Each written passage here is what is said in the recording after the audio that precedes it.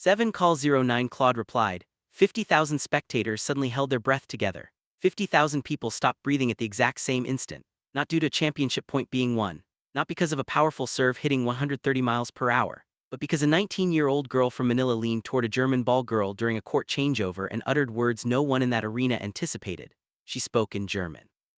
It wasn't basic phrasebook German, not the hesitant kind you nervously use at a hotel reception. This was smooth, effortless, heartfelt German, the type that develops only after years of real, deep cultural exposure. And Berlin, one of Europe's most historically rich tennis capitals, completely lost its composure. Mobile phones instantly flew up everywhere. Unknown people clutched each other's arms. A lady in the front row covered her mouth with both hands as if she had witnessed something she wasn't sure she was permitted to see. And somewhere in the VIP section meant for icons and important guests, Steffi Graf, the greatest German tennis player ever, went totally motionless. That quiet stillness is what this story truly revolves around. Because when a legend becomes silent in front of something remarkable, it reveals far more than any award presentation ever could. My name is Alex Eala. Remember it, because by the end of this, you'll clearly see why this name will resonate throughout the sport for the next 10 years. Let's return to the start, because to truly grasp that instant in Berlin, you must understand what it actually required to create a person capable of such a moment. Manila, 2005. Alex Eala enters the world in a family that already understands athletic greatness from close range. Her father, Michael, had been a professional tennis player. When he observed his little daughter moving on the court, he instantly recognized that this wasn't ordinary talent. It was the rare kind of gift that demands attention or punishes you for neglecting it. So the family took a step most families would consider unimaginable. They sent their young daughter, still a teenager, across the globe to Spain, not to some ordinary training camp, but to the Rafa Natal Academy in Manaker, widely regarded as the toughest and most exclusive junior development setup on Earth. A place where 12-hour training days were just the starting point. Homesickness was seen as a personal challenge to overcome, not something the institution had to fix. The kids who endured it usually turned pro, and even those who didn't emerged stronger than most. Eala didn't merely endure it, she excelled and stood out. She captured the Junior Australian Open title in 2022. Later that same year, she returned and claimed the Junior US Open, becoming the first Filipino athlete in history to win a Grand Slam title at any level, junior or senior. And she achieved this without fanfare, without big sponsors, without the usual support system that propels young stars into the spotlight, and without much notice from anyone beyond the tennis world. But here, what the focus on her victories often overlooks about those years in Manaker. While observers followed her wins and ranking progress, a deeper transformation was unfolding beneath the surface, one unrelated to her backhand, footwork, or competitive mindset. She was turning into a true global citizen in the fullest sense. The Rafa Natal Academy is a multi-language environment. Young players from dozens of nations train side by side. Coaches switch languages during sessions. The setting requires flexibility not only in physical skills but also socially, linguistically, and culturally. Eala took in everything. Throughout her junior years, she journeyed widely across Europe, playing in German-speaking regions and spending significant time in places where German felt completely normal.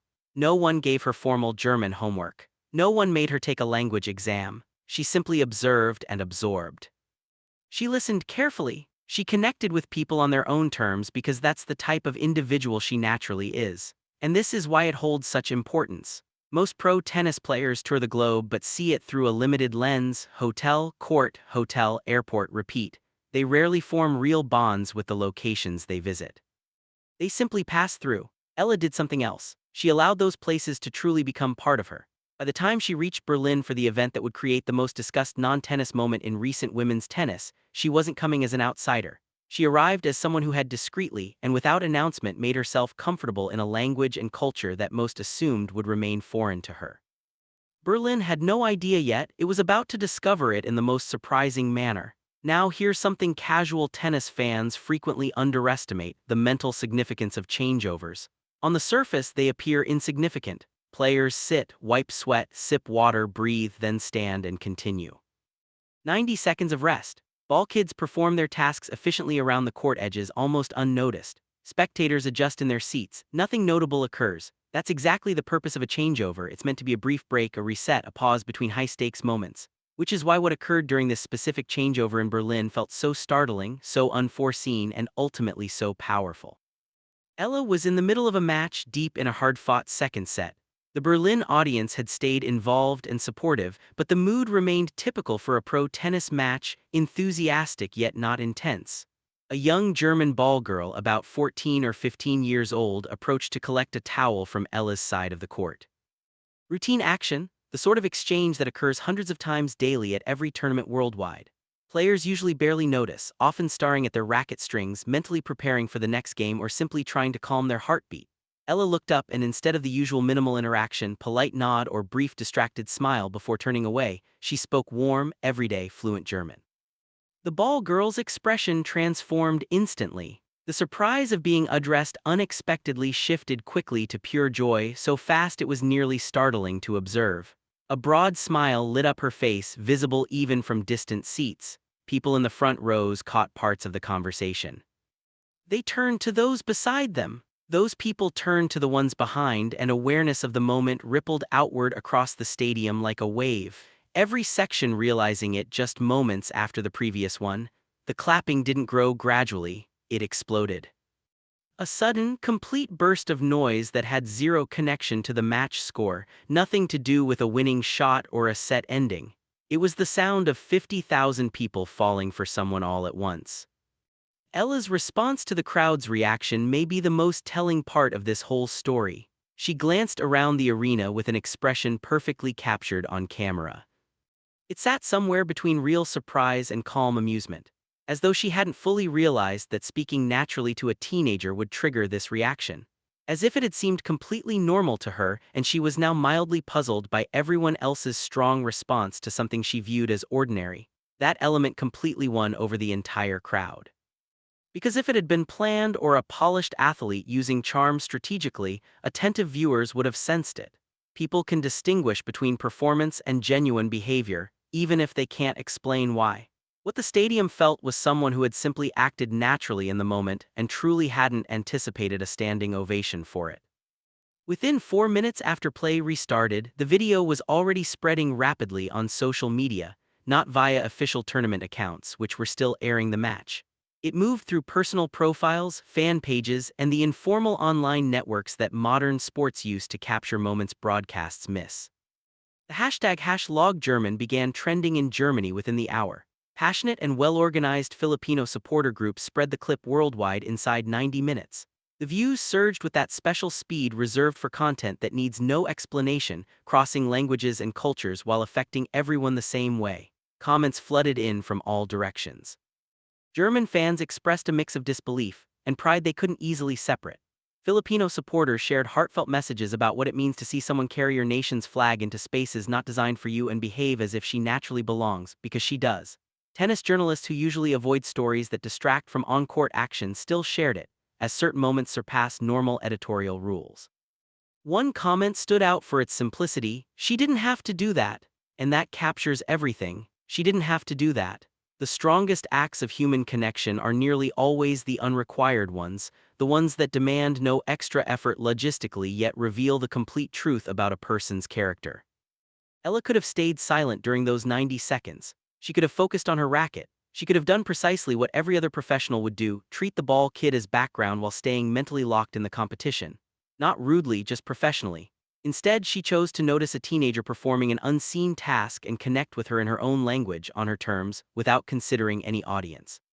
And now comes the element that shifts everything, the Steffi Graf factor, because we must discuss what lay behind that frozen expression. Graf didn't reach the status of greatest German tennis player by chance. She constructed a legendary career over 15 years at the sport's highest level through physical brilliance, iron mental strength, and nearly superhuman competitive drive. She secured 22 Grand Slam titles. She remains the only player, man or woman, to win every Grand Slam event at least 4 times. She held the world #1 ranking for 377 weeks. She understands better than almost anyone alive what it means to carry a sport, represent a country, and become the figure an entire nation pins its dreams on. Graf has observed countless remarkable events across her decades in tennis. She has seen stars rise and fade. She has experienced historic matches, unforgettable performances, and moments etched permanently in history books. She doesn't become stunned easily. She isn't someone prone to visible shocked emotions, which makes the video of her face during that changeover so powerful because she froze entirely. The look on her face wasn't simple polite admiration from a retired champion watching a promising young talent. It was something far older and more profound. It was recognition. The kind that occurs when you've lived at the pinnacle for a lifetime and suddenly spot in another person the rare quality most competitors never truly possess. The realization that excelling at something is only half of what makes you truly meaningful. The other half exists in how you treat those around you when there's no benefit to be gained. Graf built her career as a sport ambassador largely through her achievements, discipline, and the massive impact of her accomplishments. What she saw Ella do in those 30 seconds was entirely different. She witnessed a 19-year-old choose human connection over personal comfort, choose being fully present over mental preparation, choose to notice an invisible worker and make her seen publicly in front of 50,000 spectators without any intention. That cannot be taught. That wasn't part of the Manaker Academy syllabus. That is character, and a woman who spent 377 weeks at the summit of her sport instantly recognizes character when she sees it, because she knows more than anyone that the scoreboard only tells part of the real story. So what does all of this truly signify, not just for that match or tournament, but for the bigger discussion about what this sport is and what it has the potential to become? Women's tennis has long maintained a complex relationship with the idea of belonging.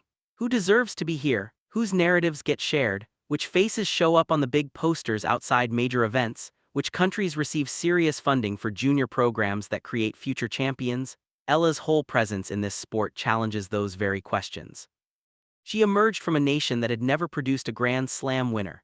She trained on a different continent. She mastered languages no one forced her to learn. She arrived in Berlin and spoke to a teenager in her native tongue, not as a deliberate message but as a natural instinct, simply as her true self. And by doing so, she made 50,000 people experience emotions they hadn't expected at a tennis match. She made them sense that the sport was larger than they had imagined, with space for more diverse stories, more varied faces, and more different kinds of champions. Steffi Graf became still because she comprehended what she was witnessing. She was seeing the future unfold, not with noise, not through announcements or sponsorship deals or ranking jumps, but quietly in 30 seconds between a teenager and a ball girl during a moment the cameras almost overlooked. Alex Eala didn't orchestrate any of this. She didn't practice it. She didn't weigh the consequences. She simply noticed a person and spoke to her.